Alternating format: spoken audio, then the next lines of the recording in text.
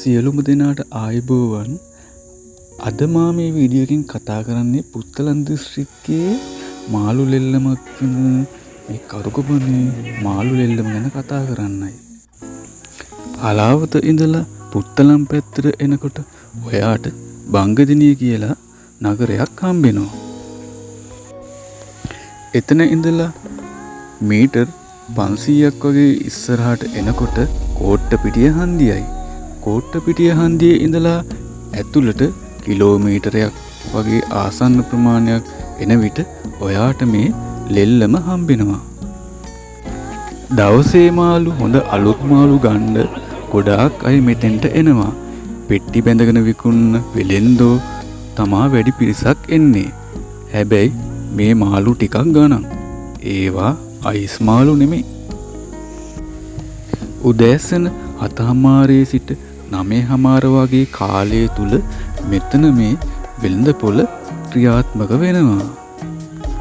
ඒ වගේම ඔය පුංචි කරෝල වර්ග, සාලයෝ, යක්ෂාලයෝ වගේ, මඩුවන් වගේ, ගල් මොණ්ඩලි වගේ මෙන්න මේ කරෝල වර්ගත් මෙම ස්ථානයෙන් ඔයාට ගන්නට පුළුවන්. මෙම ස්ථානයේ කරෝල වෙල්න වෙනම ස්ථානයක් තියෙනවා.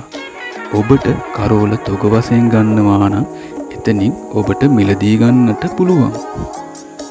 මේ ස්ථානයේ කිලෝ 10-15 වගේ මාළු කූරියන් නම් හොයාගන්න අමාරුයි.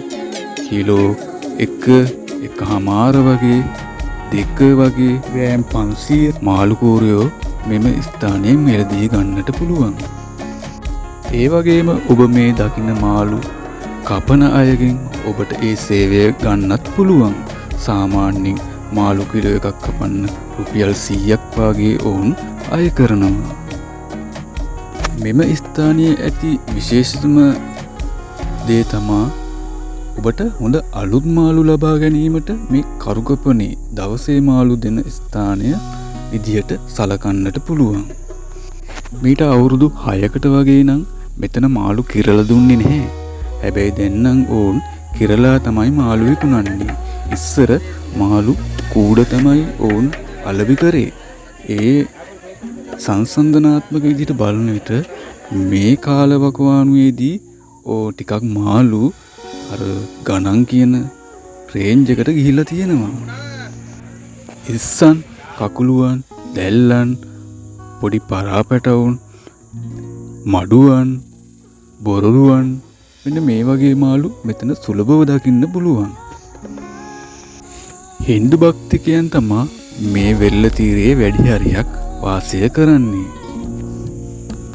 ඒ වගේම මෙම ස්ථානයේම එළවලු වෙළඳපොළකුත් තියෙනවා. ඔබට එයින් එළවලු ලබා ගන්නත් පුළුවන්. ගණන් චුට්ටක් වැඩි වුණත් මෙහි මාළු ඉතාම ගුණාත්මකයෙන් ඉහළයි. ඒ නිසාමයි ගොඩක් වෙළෙන්දන් මෙතෙන්ට පැමිණෙන්නේ. බංගදෙනිය කෝට්ටපිටිය නගරයට ඔබ සංචාරය කරොත් උදෑසනක වගේ මෙම ස්ථානයට ඇවිත් මාළු මිලදී ලබා ගන්න කියලා ආරාධනා කරනවා. එහෙනම් ගිහින් එන්නම්.